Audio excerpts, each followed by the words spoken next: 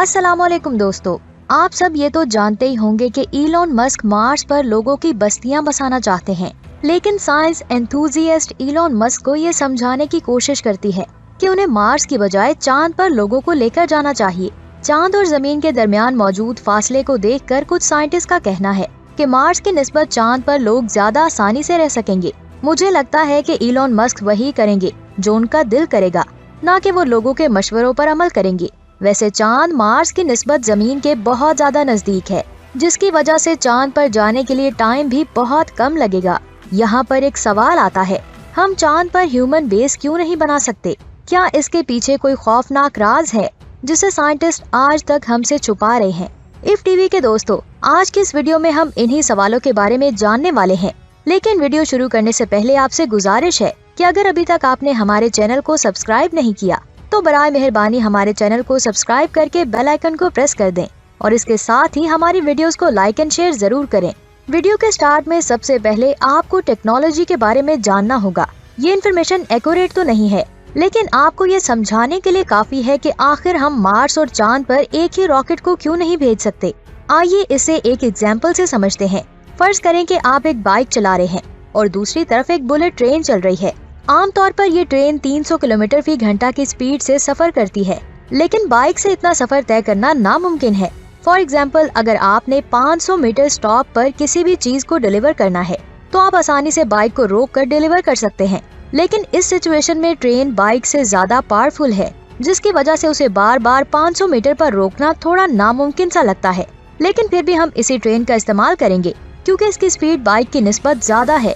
अब आप ये समझ गए होंगे कि पावर और स्पेसिफिकेशन हर जगह काम नहीं आती।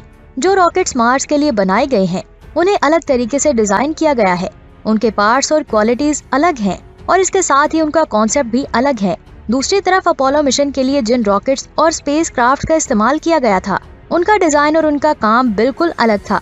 अगर आप इफ टीवी की तमाम वीडियोस देखते हैं तो आप ये जरूर जानते होंगे कि स्पेस में छोटी से छोटी चीज भी बहुत ही अहम रोल प्ले करती है। तो अगर हम मार्स पर जाने वाले रॉकेट का इस्तेमाल चांद पर जाने के लिए करें तो हम ये नहीं जानते होंगे कि वो रॉकेट उतना सिक्योर होगा या नहीं।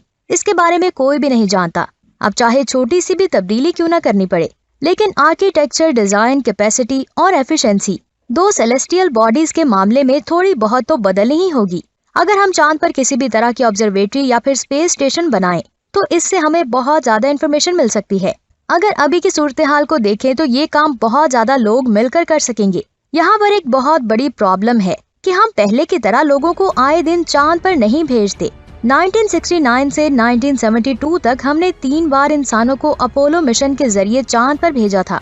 मून ट्रिप में आने वाले इतने बड़े गैप की वजह से साइंटिस्ट ने सैटर्न 5 जैसे पावरफुल रॉकेट को बनाना भी बंद कर दिया था, जिसकी वजह से इस वक्त हमारे पास रॉकेट की इतनी ज्यादा सप्लाई नहीं है कि हम लोग चांद पर 2 से 3 सालों में बहुत ही बेहतर बेस बना सकें। लेकिन इलॉन मस्क एक ऐसे इंसान है जो लोगों की उम्मीद को मरने नहीं देते।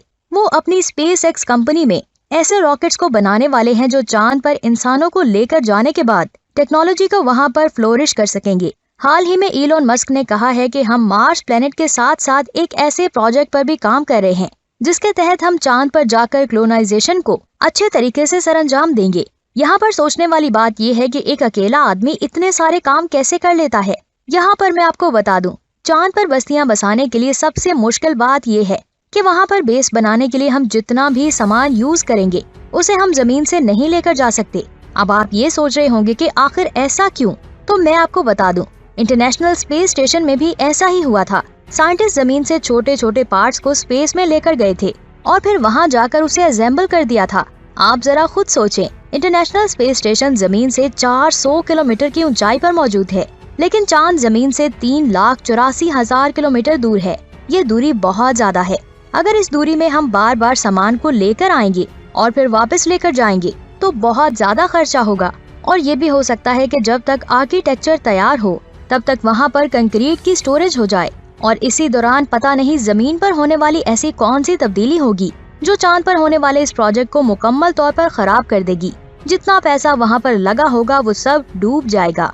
इफ टीवी के दोस्तों, जमीन और चांद दोनों बहुत ही कॉम्प्लेक्स और अलग अलग जगह हैं, जिसकी वजह से हम इन दोनों को एक दूसरे पर डिपेंडेंट नहीं कर सकते। यहाँ पर स्पेस एक्स और नासा ने मिलकर एक ऐसा रास्ता ढूंढा है जो एक गेम चेंजर की तरह साबित होगा। दरअसल ऐसे बिल्डिंग मटेरियल बार बार चांद पर लेकर जाने के लिए बहुत ज्यादा फ्यूल लगाएंगे, जिसकी वजह से हमारी जमीन पर फ्यूल की कमी हो सकती है और इसके साथ ही एनवायरनमेंट को भी बहुत ज्यादा नुकसान हो सकता है। इसी नुकसान से बचने के लिए चांद की मिट्टी पर टेस्ट किए जा रहे हैं, क्योंकि कुछ साइंटिस्ट का कहना है कि ल्यूनर सरफेस को एज अ कंक्रीट यूज किया जा सकता है अगर उसके कंपोनेंट को सही तरीके से यूज किया जाए तो। अगर जमीन की बात की जाए तो जमीन पर एक नॉर्मल कंक्रीट, बजरी, सीमेंट और पानी को मिक्स करके बनाया जाता है, लेकिन चांद पर तो इन तीनों में से कुछ भी मौजूद नहीं है। यहाँ पर अच्छी बात यह है कि चांद पर इनके अल्टरनेटिव जरूर मौजूद हैं। दरअसल चांद के एटमॉस्फेयर में सल्फेट बहुत ज्यादा मिकदार में मौजूद है और इसके साथ ही ल्यूनर डस्ट में भी कुछ ऐसे एलिमेंट्स पाए जाते हैं कि अगर सल्फर और ल्यूनर डस्ट को एक साथ मिला दिया जाए तो इससे एक ऐसा कॉम्बिनेशन बनेगा जो हमारी जमीन के एलिमेंट से भी ज्यादा स्ट्रॉन्ग होगा। इन एलिमेंट्स का चांद पर इतना ज्यादा स्ट्रॉन्ग होना बहुत ज्यादा जरूरी भी है, क्योंकि चांद पर मुसलसल एक्सपोज सोलर विंड अटैक करती रहती है और इसके अलावा हम ये नहीं जानते कि कब और कहां से चांद पर हाई स्पीड पार्टिकल्स अटैक करने लगे। ये पार्टिकल्स चांद की सतह को कितना ज्यादा नुकसान पहुंचाएंगे, इसका हम अंदाजा भी नहीं लगा सकते। अब हम लोग चांद पर जो कुछ भी बनाएंगे उसे ये सोच समझकर बनाएंगे कि हमें उस चीज को जमीन के मुकाबले में कई गुना ज्यादा मजबूती से बनाना होगा। आखिरकार चांद पर जाने के बाद हम लोग सोलर एनर्जी के थ्रू अपनी बेस को पावर सप्लाई देंगे। सोलर पैनल्स का यह नेटवर्क भी चांद के पोल्स पर लगाया जाएगा, जिसकी वजह से कभी भी सोलर सप्लाई नहीं रुकेगी और खाने के लिए एस्ट्रोनॉट्स हाइड्रोपोनिक यानी कि पानी में उगने वाले पौधे खाकर गुजारा करेंगे। आइए अब आपको ये भी बता देते हैं कि दुनिया भर के कई साइंटिस्ट का कहना है कि नासा को चांद पर कई बेस की बजाय नेचुरल सैटेलाइट के चारों तरफ एक सैटेलाइट का इंतजाम करना चाहिए, ठीक उसी तरह जैसे हमारी जमीन के चारों तरफ इंटरनेशनल स्पेस स्टेशन मौजूद है।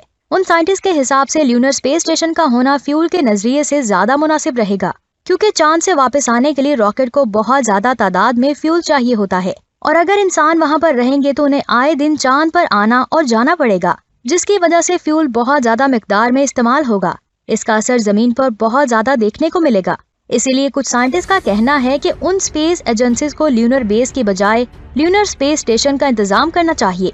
इफ टीवी के दोस्तों, आपको क्या लगता है, चांद पर रिसर्च करने का कौन सा आइडिया ज्यादा बेहतर है, ल्यूनर बेस या फिर ल्यूनर स्पेस स्टेशन का?